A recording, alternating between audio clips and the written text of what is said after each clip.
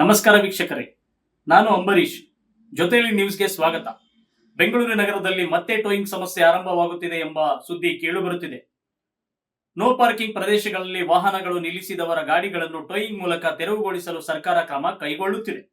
ಈ ಕುರಿತು ಉಪಮುಖ್ಯಮಂತ್ರಿ ಡಿಕೆ ಶಿವಕುಮಾರ್ ಮಾತನಾಡಿ, ನಗರದ ಟ್ರಾಫಿಕ್ ಸಮಸ್ಯೆಯನ್ನು ನಿಯಂತ್ರಿಸಲು ಟೋಯಿಂಗ್ ವ್ಯವಸ್ಥೆಯನ್ನು ಮತ್ತಷ್ಟು ಬಲಪಡಿಸಲಾಗುತ್ತಿದೆ ಎಂದು ತಿಳಿಸಿದ್ದಾರೆ. ಪ್ರತಿ ಕಾರ್ಪೊರೇಷನ್ಗೂ 2 ಟೋಯಿಂಗ್ ವಾಹನಗಳು ಒದಗಿಸಲಾಗುತ್ತಿದೆ ಎಂದು ತಿಳಿಸಿದ್ದಾರೆ.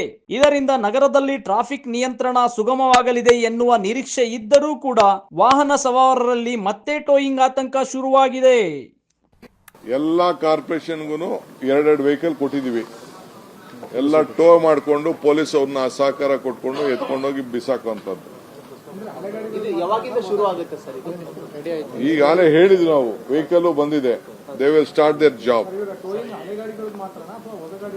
ಯಾವ ಗಾಡಿ ಇರ್ಲಿ ಎತ್ಕೊಂಡು ಹೋಗ್ತಾ ಇರೋದು, ನಿಮ್ ಗಾಡಿನ ಎತ್ಕೊಂಡು ಹೋಗೋದು, ನನ್ನ ಗಾಡಿ. ಪೊಲೀಸರು ಆ ಸಂದರ್ಭದಲ್ಲಿ ತುಂಬಾ ಕಠೋರವಾಗಿ ನಡ್ಕೋತಾರೆ ಸರ್. ನಾನ್ ಪಾರ್ಕಿಂಗ್ ಝೋನ್ ಅಲ್ಲಿ ಪಾರ್ಕಿಂಗ್ ಇರೋ ಕಡೆ ಆಯ್ತು, ಪಾರ್ಕಿಂಗ್ ಎಲ್ಲಿದೆ ಅವಕಾಶ ಇದೆ ಅಲ್ಲ ಇರ್ತದೆ.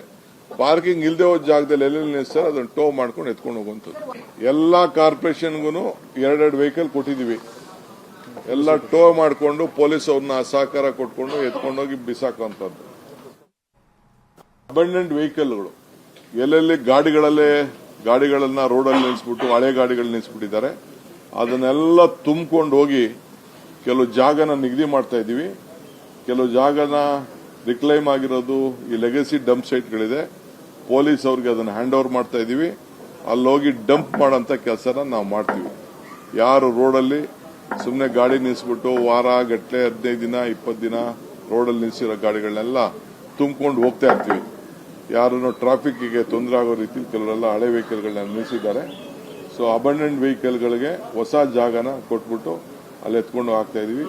3 ಜಾಗ, ಬೆಲ್ಲಹಳ್ಳಿ, ಬಿಟ್ಗಾನಹಳ್ಳಿ, ಗಿದ್ನಹಳ್ಳಿ, ಸೊಂಡೆಕೊಪ್ಪ, 3-4 ಜಾಗ ಇದೆ. ಇನ್ನೂ ಒಂದಷ್ಟು ಜಾಗ ಐಡೆಂಟಿಫೈ ಮಾಡ್ತೀವಿ.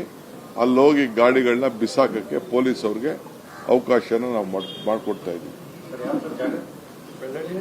ಬೆಳ್ಳಹಳ್ಳಿ, ಮಿಟ್ಗಾನಹಳ್ಳಿ, ಗಿಡ್ಡೇನಹಳ್ಳಿ, ಸೊಂಡೆಕೊಪ್ಪ ಅಲ್ಲಿ 3 ಜಾಗ ಐಡೆಂಟಿಫೈ ಮಾಡಿದೀವಿ, ಅಲ್ಲಿಗೆ ಮಾಡ್ತೀವಿ.